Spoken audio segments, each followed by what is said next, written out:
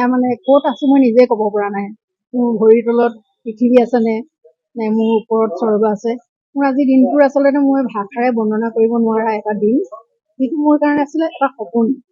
সেই সপোনটো আজি মোৰ বাস্তৱ হৈছে, আৰু তাৰ কাৰণে বাস্তৱ হৈছে বুলি ক'বলৈ যদি যোৱা যায় তেতিয়াহ'লে মোৰ সোঁহাতে পুলকেশ ৰায়বৰুৱা আৰু বাওঁহাতে আছে হৰে কৃষ্ণ ঠাকুৰে, উত্তৰ পূবৰ মঞ্চৰ দুজন পৃষ্ঠপোষক প্ৰতিষ্ঠাতা।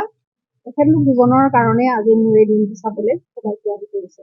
বহুত ইচ্ছা আছিলে নিজৰ এখন অভিনন্দন গ্ৰন্থ বুলি মই আচলতে ভবা নাছিলো। মানে স্মৰণিকা যে ওলাই, মানুহৰ মৃত্যুৰ পিছত যে স্মৰণিকা ওলাই, মানে মই তেতিয়া কিন্তু ভাবো যে স্মৰণিকাখনৰ মানুহৰ কি প্ৰয়োজন আছে। যদি মানুহজন মৰিয়ে যায়, যদি মানুহজনক যদি গুণে জ্ঞানে বা কিবা যদি তেওঁৰ কাৰণে কিবা পূজ্য শব্দ কবলৈ মন যায়, কিবা তেখেতে কৰা কামৰ স্বীকৃতি দিবলৈ মন যায়, তেতিয়াহ'লেতো তেখেতে জীয়াই থাকোতে যদি শুনিবলৈ পালেহেঁতেন। আজি আমাৰ সকলোৰে কাৰণে এটা সৌভাগ্যৰ দিন যে আমাৰ উত্তৰ পূবৰ মঞ্চৰ কাৰ্যকৰী সভানেত্ৰী ৰীণা বুঢ়াগোহাঁই বাইদেউৰ আজি ৰবিজিতা নামৰ এখন অভিনন্দন গ্ৰন্থ প্ৰকাশ হৈছে গুৱাহাটী এই প্ৰেছ ক্লাবত।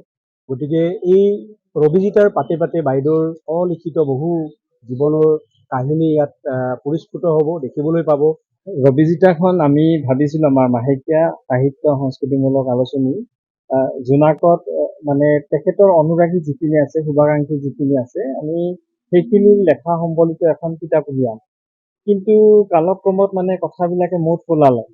বাইদেউৰ ইমান শুভাকাংক্ষী অনুৰাগী, উত্তৰ পূব মঞ্চৰ বৃহত্তৰ পৰিয়াল, শিৱসাগৰৰ জাজিৰ সন্তান, স্বনামধন্য বাইদেউৰ মানে ইমান অনুৰাগী আছে। শেষত আমি কৰিলোঁ কি নহয়, এখন তেখেতক লৈ অভিনন্দন গ্ৰন্থই মানে কৰা যাওক, আৰু নামটো মানুহজনীৰ লগত মিল খোৱাকে ৰবিজিতা দিয়া গৈছে।